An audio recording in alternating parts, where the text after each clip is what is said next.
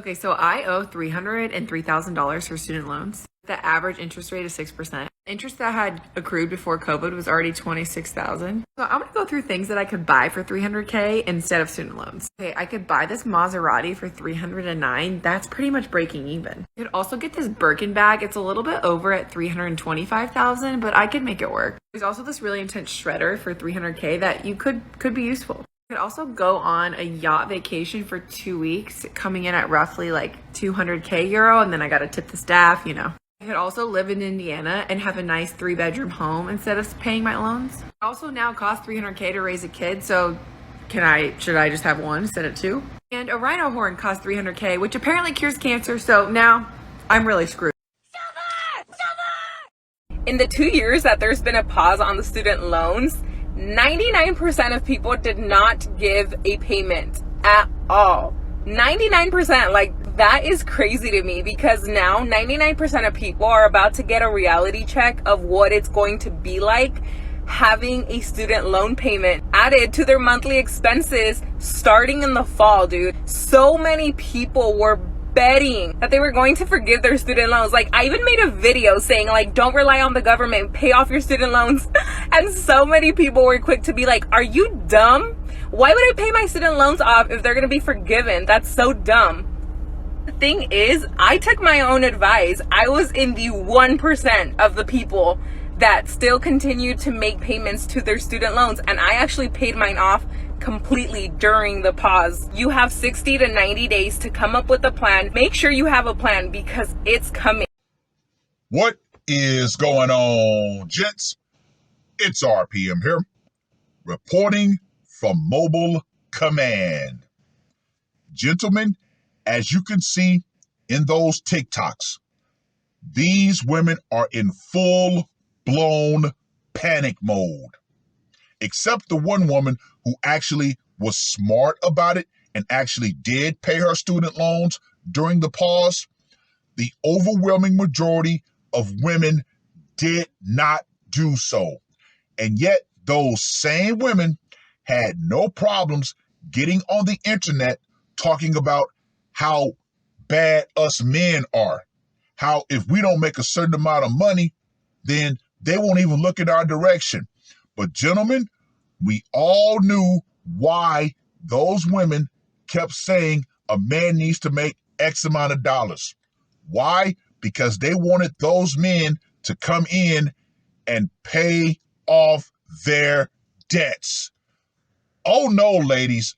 Oh no. Now I'm going to go more into that after I finish with this article that was published on the 31st of August. Ladies, this article is going to give you a choice. Either you're going to choose between Uncle Earl or Nasty Nate. And a lot of you women, yeah, Nasty Nate is coming to town because you're going to be in a bind. Oh, this is lovely. This is self-inflicted suffering. Student loan interest resumes Friday, and that would have been the 1st of September. And payments restart in October. Ladies, you're done. A lot of women are going to be absolutely done. Think about it, gentlemen. Let's go ahead and put the other things on the table. Inflation kicking their ass. Housing costs have went up, kicking their ass. Car payments have went up, kicking their ass. And now you have student loan repayment. These modern women are done. For the first time in more than 3 years, the federal student loan borrower will be required to pay their monthly student loan bills starting in October. Keyword, ladies, required. This is not optional. You're going to pay that money.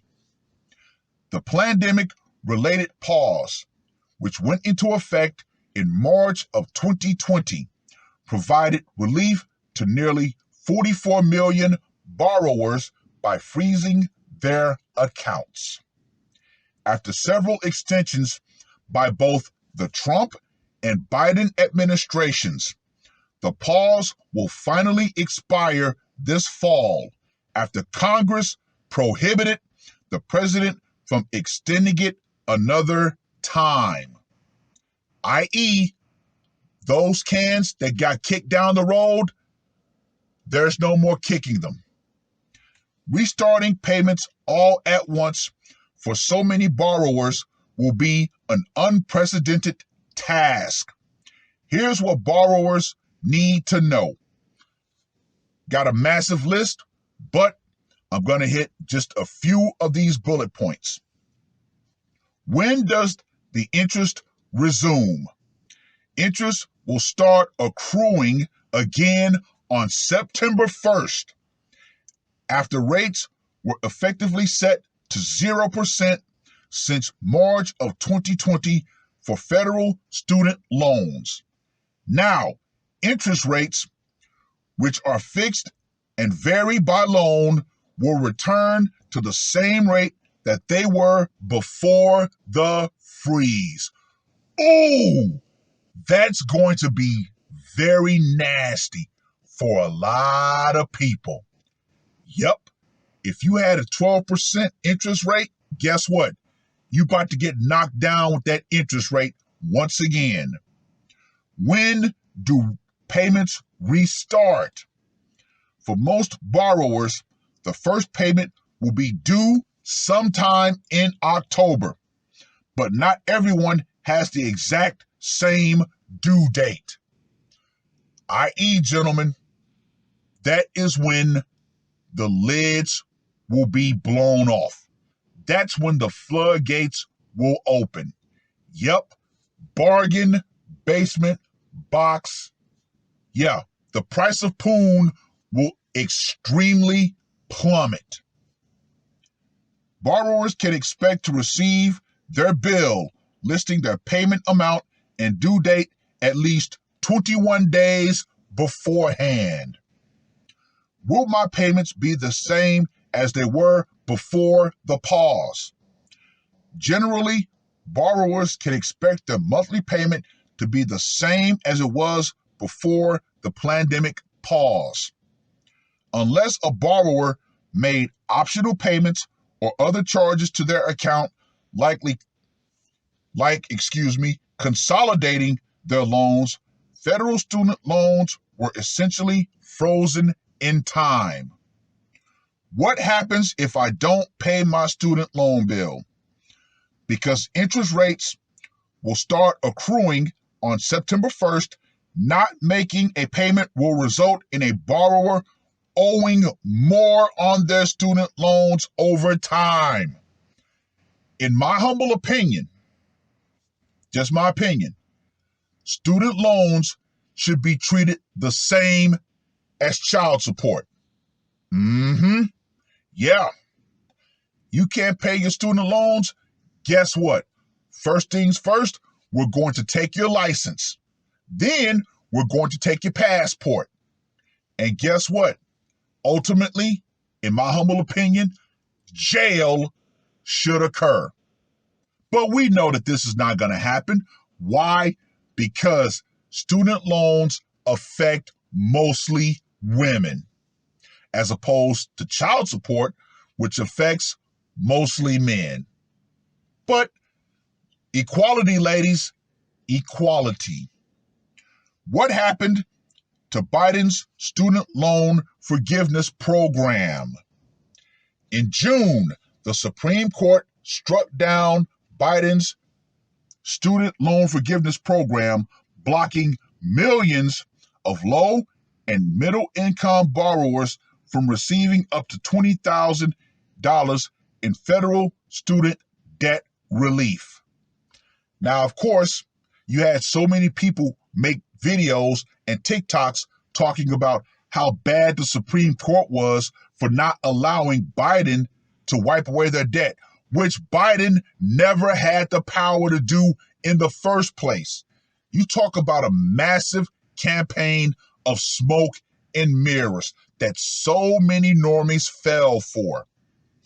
That means payments will resume without this particular student loan forgiveness in place. The Biden administration is currently pursuing another pathway to provide some student debt relief, but it's not clear who would be eligible or how much debt would be canceled. Let's go ahead and put this pipe dream away. Ladies, you're not getting out of this debt. It's not going to happen. This pathway requires the Department of Education to undertake a formal rule-making process, which typically takes months or even years and could still face legal challenges. Are there other ways to get student loan forgiveness? I'm just going to answer no, but here's what they have to say. The Biden administration has made it easier for many borrowers to seek federal student debt forgiveness from several existing debt cancellation programs, even though we know that the vast majority of these quote-unquote debt cancellations will be predatory in nature. Altogether, providing roughly $116 billion in loan discharges for more than 3.4 million people through August. That's about all I'm going to read from this article. However, so many women are going to be in a serious bind. Oh, ladies, get ready. Get ready. You know why? Because so many women are going to be slanging that box like no tomorrow. I'm seeing it. All you got to do, gentlemen, is really look. There are more and more women going to the streets, literally. I've been getting a few texts from this particular mama sign, from the massage parlor that I go to. Yeah, more and more college linglings are getting into the game. And more and more women are going to be entering survival mode, which, gentlemen, we know with survival mode comes desperation. You, my good men, you have to be careful in these streets. Now, here's where I give some friendly advice if you're going to move in this particular way. First and foremost, do not sell a woman a dream. Let her know exactly what this is. This is a business transaction, nothing more, nothing less. 2, do not bring her to your place. Period. Do not go to her place. Period. If you find a woman that you're interested in, vet her. Meet publicly first. And if she's down, have a hotel. And if she flakes, guess what? You've given yourself a nice little rest, a vacation, a mini vacation, if you will.